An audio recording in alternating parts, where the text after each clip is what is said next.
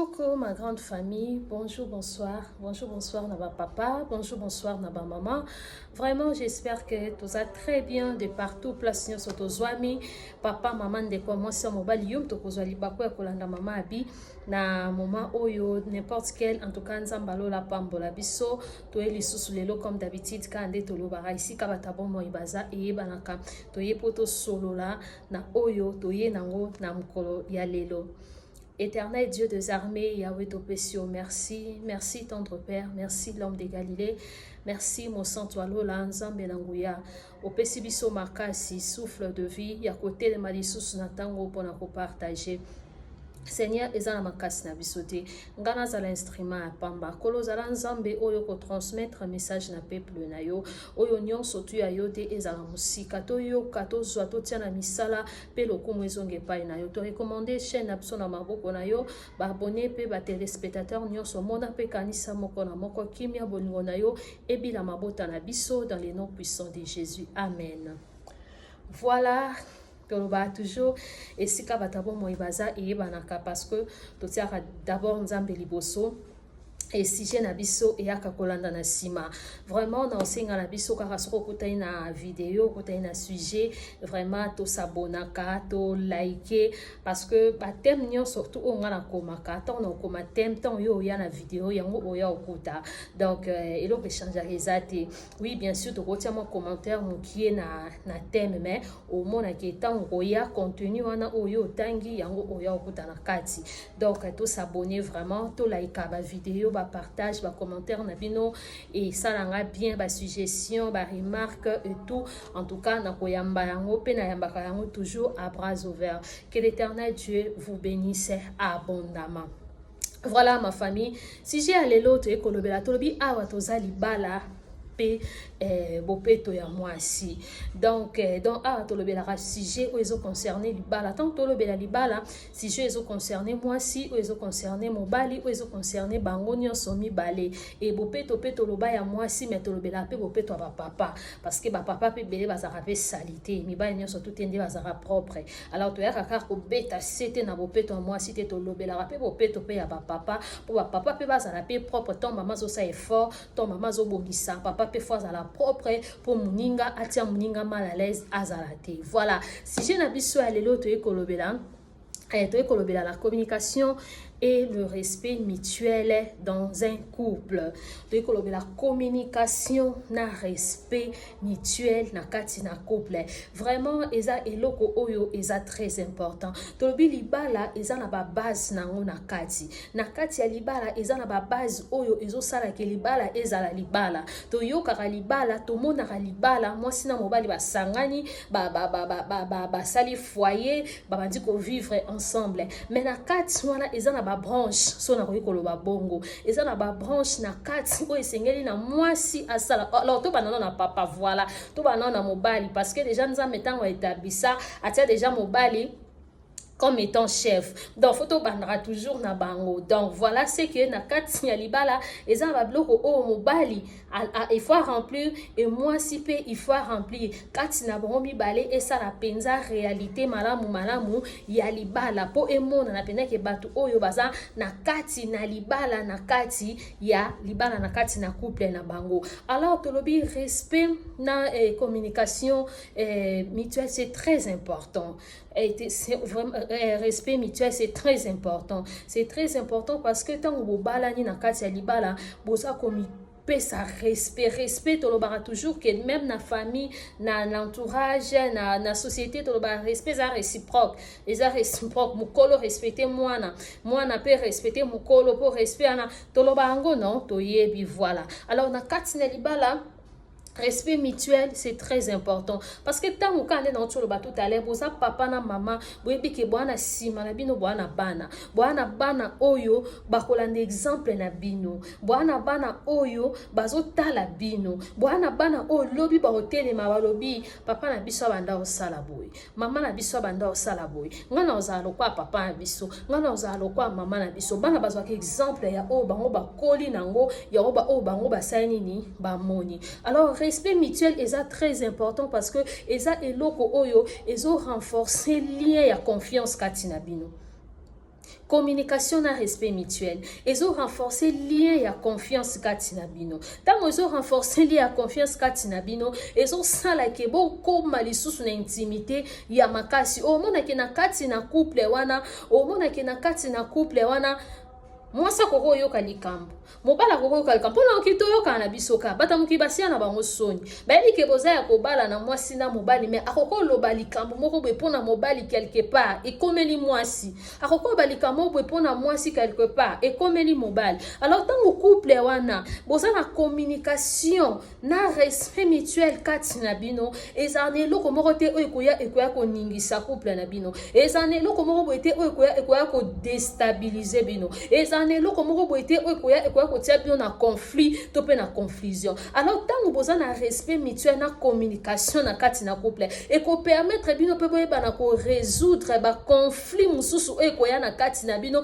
parce que boza déjà na base solide na bino oyo bovandisa na kati na couple oyo ezosala ke ata mopepeye de part et d'autre boyebi esika nini oyo bosala nini bosimbana bosimbela. Donc tolobi respect communication na respect mutuel na kati na couple ezo renforcer confiance ezo renforcer confiance ezo zongisa lisusu connexion wana ya intimité kati na bino pe ezo ede bino boyebana ko résoudre ba conflit yaya to sangana mwasi na mobali mutu na mutauti na éducation na ye so ito omona même mwasi na yana leki o baza même père même mère ba oswana bunda bazana mwa ba conflit bazana mwa ba mi comprena ba obeba na pe des fois et bon boni mobali auti na famille mususu boni mwa so auti na famille mususu yo kanti bo vanda ka eloko ezanga te ezala kaka no yango na suki bo vandi si biloko ana comme étant ba base na bino boko yeba malamu ndenge nini ya ko régler ba conflit mususu o ekokota na kati na couple na bino. Tout d'abord le respect. Mobali atosa mwasi a respectera mwasi na ye et mwasi pe atosa mobali na tant na loba mobali a respectera mwasi mobali ko iko keloba mabe mwasi libanda te mobali ko iko kende ko exposer mwasi na libanda te papa nanga peu importe comportement mwasi na yo peu importe ba attitude ya mwasi peu importe au mwasi ko iko sala je ne suis pas là pour na encourager mabe ya ba mama qu'impolitesse ya ba mama non parce que nabi ke ba o ba yebi ke nazaka kutu dur mingi côté ya ba mama parce que ngana te ya mingi ba mama. Donc, cela veut dire n'encourager tes moisi à manquer mobali respect, soit ta finga mobali à sans la boy. Non, au monita muto ya kanal bala to sanganaka, mutuna mutazaka na ba erreur na ye, mutuna mutazaka na ba défaut na ye, mutuna mutazaka na ba qualité na ye. Alors mutuna mutu pe pembeni na biso ndenge to zabwe dans les mariages, chacun de nous a sa mission on nzamba tia ye, pene ya muninga pona ko aider ye pour aller de l'avant. Parce que dans muto yo karabalo barake couple couple wana baza harmonie couple wana ezaka pena na harmonie couple wana ozomona pena couple heureux yo kansi couple heureux ane uta likolo ekita na se ka bato mibale wana nde basali ke couple na bango wana ezala heureux kaka bato mibale wana bomona wana nde bango nde basali ke couple na bango wana esala nini ezala heureux basali yango na nini base comprena basali yango na nini basala ke bango mibale na kati na bango mibale nzinzia lekate nzinzia lekate et bapesa accès neloko moko bote bapesa importance neloko moko bote donc c'est que bango mibale il faut baye bana malam c'est que bango mibale il faut basa na ba base solide o ba telemisa o ba tia na kati na couple na bango o ezo permettre bango butu mo iba résoudre o ezo permettre bango butu mo iba vanda ba solo la ba bongisa ko vivre na libala kimia na mariage heureux na libalo eza en harmonie et un miracle te et un miracle te ezaka bino mibale nde boyebana boyebe loko ni o bolingi boyeba banani o bino boza boyeba banani o baza derrière vous boyeba bouti wapi boke wapi po bokoma wana pe sengeli bosala ni parce qu'il y a des principes. Il y a des principes et ils sont pensés na ba branche quand na otukoloba et ça na ba étape et ça na ba étape et ça na ba donc et ça ba bloko oh faut bo sala pour atteindre but moko boy objectif moko boy ngala ntimite ke batumi bale basangana ba eka libala ba dia to vanda ka to vanda to vandi Alors base na bino nani, vision na bino eza nini, objectif na bino eza nini, bozo kende wapi, bo uti wapi, faut bo sala nini. Alors nyonso tu wana faut bo vandisa respect, communication mutuelle ezalakati na bino, parce que moi so azo respecter mobali na été mobali wana azana tenter avant na moi so wana fongolele motema abando yebise peut-être ba projet, abando yebise peut-être nini na yaza ba vision na yaza nango, abando yebise ma rebelle moi si pe mobali pe oya respectera moi cité, mobali oyo a considéraka moi cité, mobali pe oya apesaka moi si na valeur na miso na batute, et ça la passe pour moi si wana ayaka pena amona que je suis en sécurité. En tout cas les papas, laissez-moi vous dire que moi si oya azo se sentir aimé, moi si oya azo se sentir considéré, moi si oya azo se sentir respecté, moi si wana a se sentir en sécurité, au mona que likambo muke moi si wana oza toujours na besoin consulter mobali na ye, parce que yebi ke awa na na sécurité, parce que yebi ke soki na yebi si mobali na likam o akorientenga, moi ça aide oui, mais c'est le mari qui est le chef.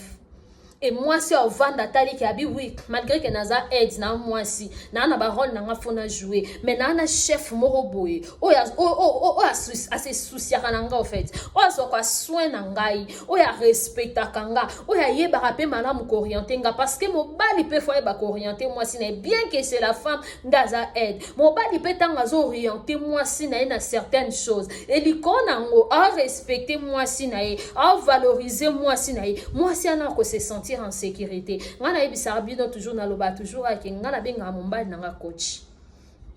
Ba oba yebinga ba biki na benga mobali nanga coach.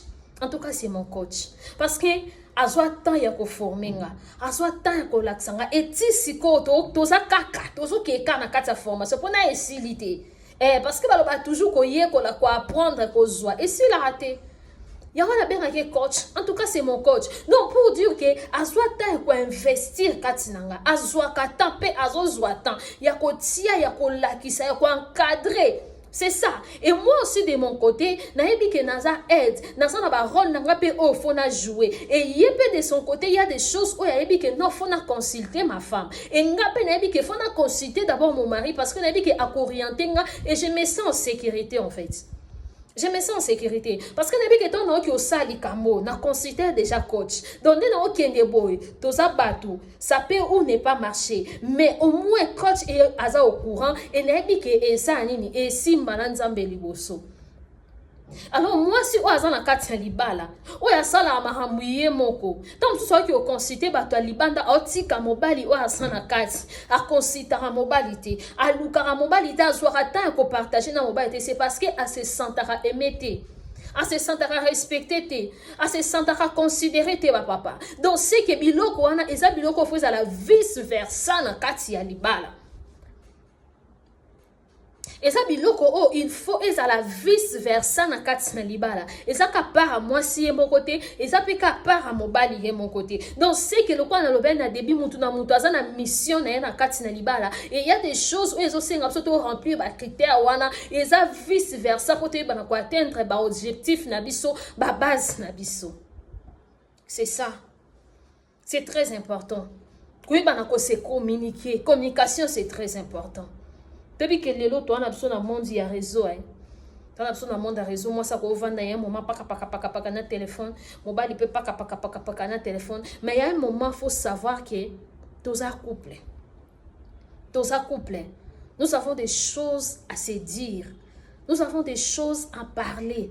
Tout ça, il faut tout planifier. Tout ça, il faut tout bongisa. Et au fur et à mesure, couple les ouakatans qu'on se communiquer mingi. Au fur et à mesure, couple les ouakatans qu'on se communiquer mingi. Nesika oyo ba initiative yaka, ba idée yaka, et permettra bino boye bana. Yon a bi, et so peut être une connexion. Donc, il y a intimité en fait. Parce que pendant communication, elle a pas besoin de l'obamaka.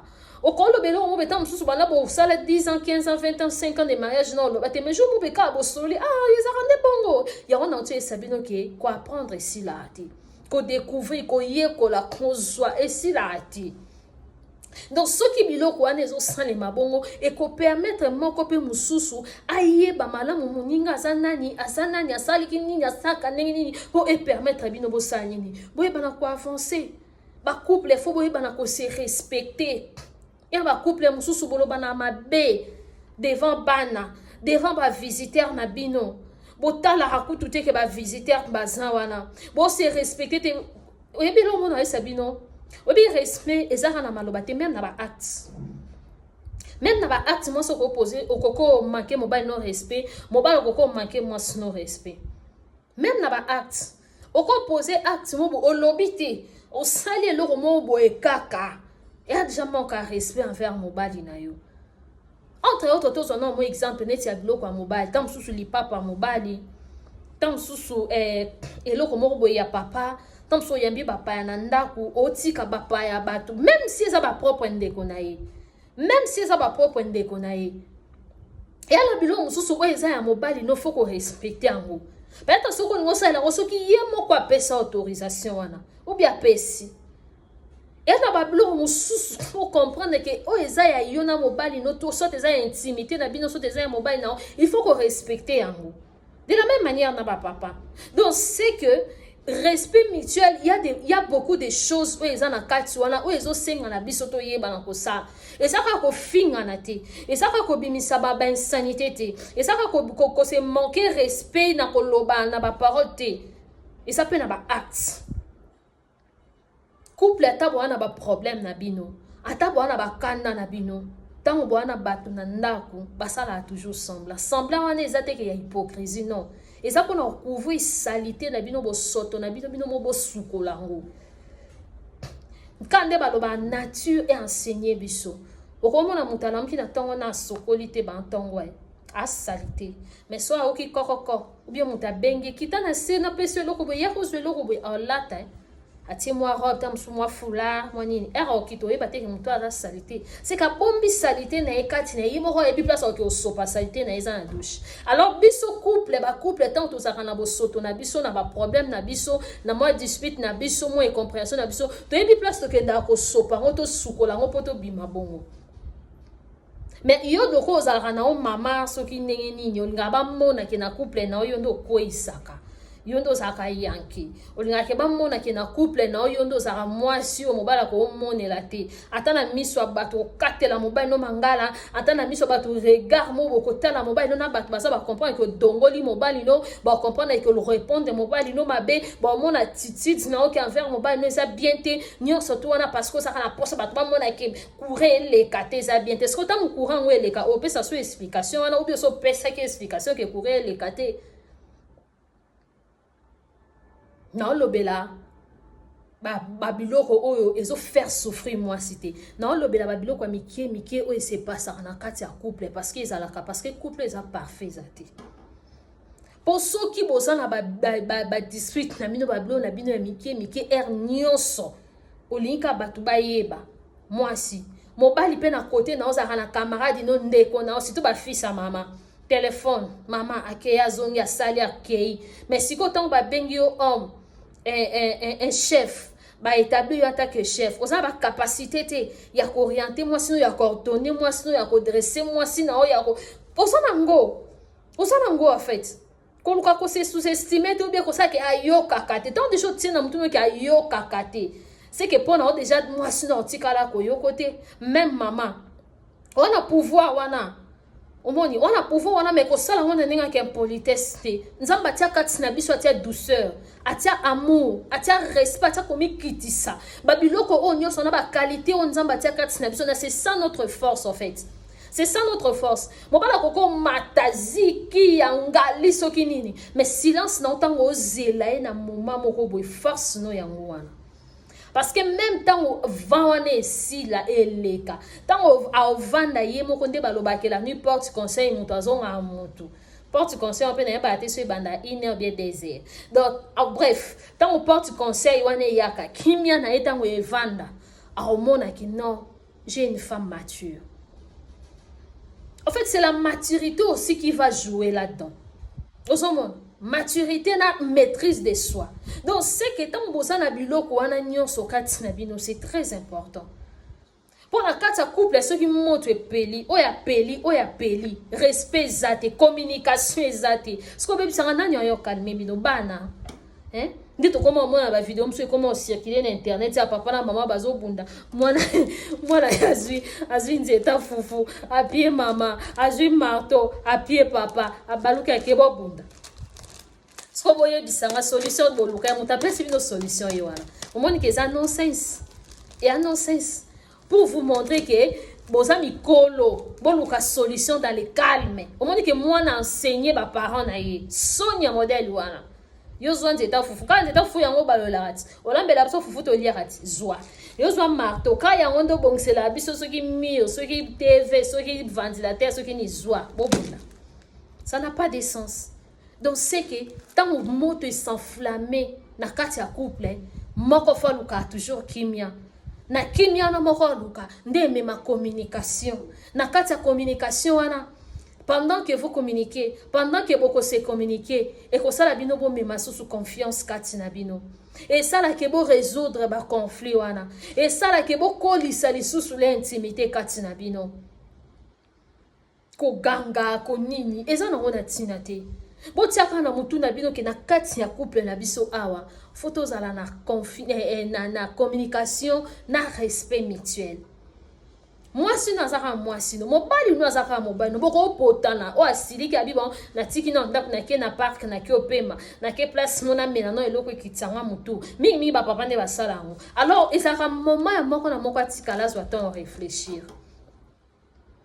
Mais d'une manière ou d'une autre, il faut aussi éviter le koana parce que ko bima pe bon na kanda des fois ezaka pe mabe.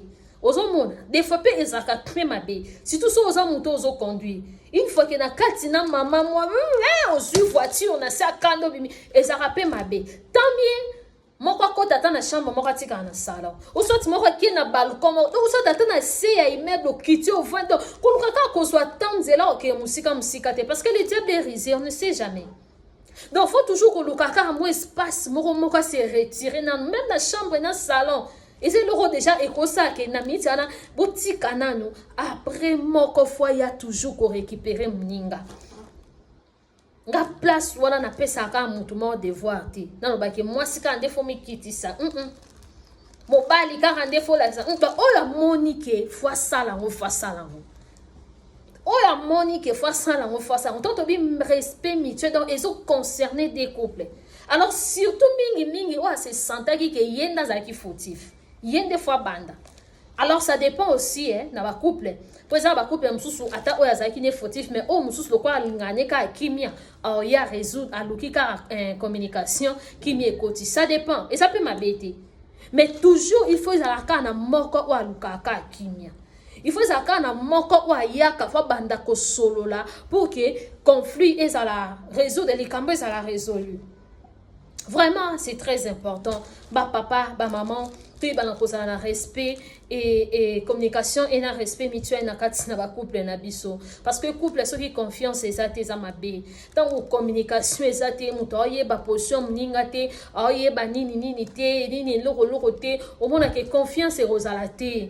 Confiance et causalité, lien intimité causalité, lien wana force wana et causalité. Vous avez courage à régler ba conflit et l'autre côté, mutna kwa na yebola libola muki. O ya tika na makambu na penser ki na mutema. O patika na makambu na penser ki na mutema. Muto azo e bate penser a muninga, azo e bate raisonnement muninga, azo e bate évolution ya o muninga monia kanisa azo e bate. Donc c'est que bozo vivre ka bon, alors ton beau vivre bon mariage est sacré.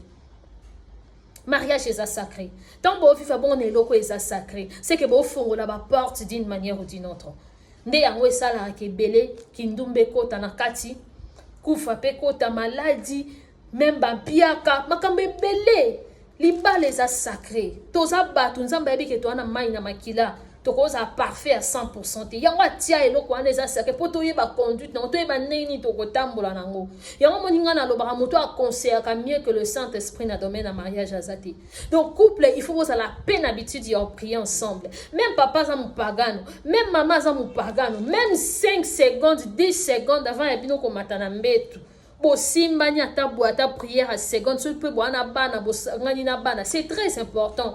Et ça sous le ko yaka ko renforcer sous lien mususu kati na bino pour épargner bino na ba porte mususu o boko ko fongola d'une manière ou d'une autre.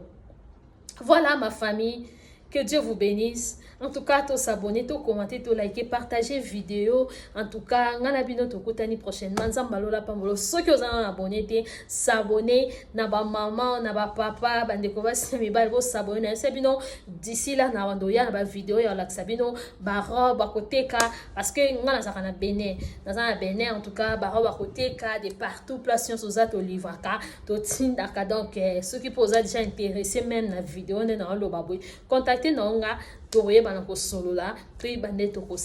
Que Dieu vous bénisse abondamment. Tokutani prochainement. Sambalola apambola pe amona ba couple nyon surtout au bakos occasion ya kolanda message onzamba tia kimia atia sengo atia compréhension atia communication so bisa lien wana ya makasi lien wana ya bolingo lien wana ya kosolola ya ko partager ya ko yeba pe ya ko tuna posa ya muninga ya ko tuna o ezali penser ya muninga pour que boyeba na ko tambola ensemble enzambe akozanga te na ko pambola bino parce que le mariage est sacré. Que Dieu vous bénisse. Tokutani prochainement. Bye. Merci beaucoup.